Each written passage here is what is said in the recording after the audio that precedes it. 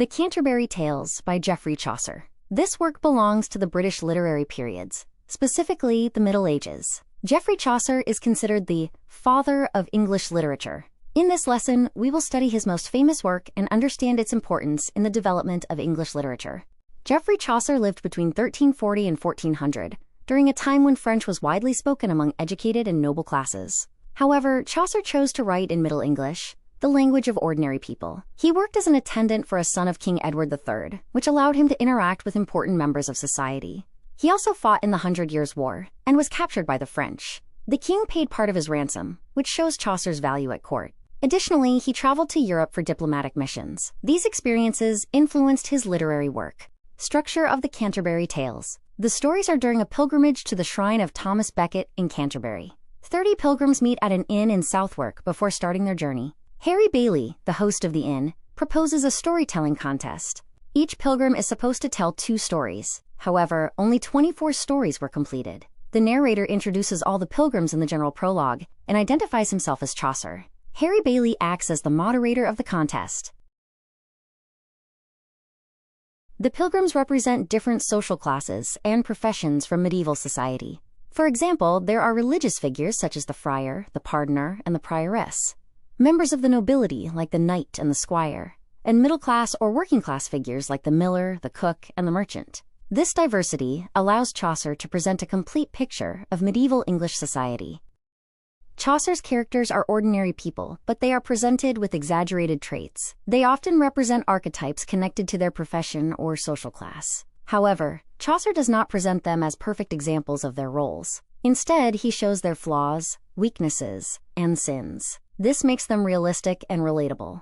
He demonstrates that people are more complex than the ideal image associated with their social position.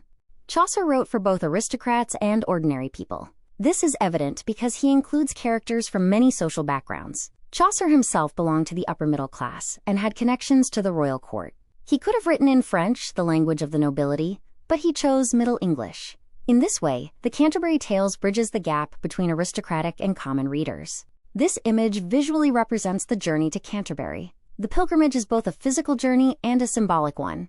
It creates a space where stories can be shared and social differences can be observed. The knight is the first pilgrim described in the general prologue and the teller of the first tale. He represents the ideal medieval Christian warrior. He has fought in 15 crusades and is described as brave, experienced, and wise. The narrator admires him greatly. He symbolizes honor, loyalty, and chivalry, which were important values during the Middle Ages.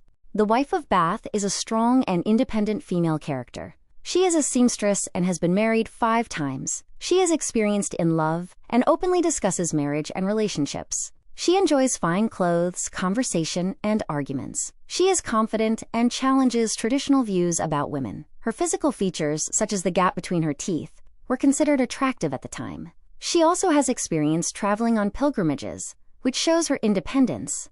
The pardoner is a religious figure who sells indulgences. Indulgences were documents that reduced punishment for sins in exchange for money. However, Chaucer presents him as corrupt and dishonest. He carries fake relics and uses religion to make money. His physical description, long, greasy hair and no beard, was associated with dishonesty in medieval society. Although he is morally corrupt, he is also a skilled speaker and singer. Through this character, Chaucer criticizes corruption in the church. The friar is another religious character. Friars were traveling priests who did not live in monasteries. During Chaucer's time, many friars were criticized for their behavior. Chaucer's friar is friendly and social, especially with wealthy people and young women. He performs religious duties such as marriage and confession. However, he accepts bribes, which shows his corruption. Like the pardoner, he represents the moral problems within the medieval church.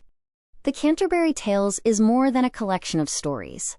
It is a detailed portrait of medieval English society. Through the pilgrimage framework, Chaucer brings together characters from different social classes, professions, and moral backgrounds. This structure allows readers to observe the complexity of human nature. Chaucer's decision to write in Middle English was also significant. By choosing the language of ordinary people instead of French, he contributed to the development and prestige of English as a literary language. His work helped shape the future of English literature. Furthermore, Chaucer's characters remain relevant because they reflect universal human traits: ambition, corruption, honesty, pride, love, and hypocrisy. Although they belong to the Middle Ages, their behaviors and conflicts are still recognizable today. For these reasons, the Canterbury Tales continues to be studied not only as a historical text, but also as a timeless exploration of society and human character.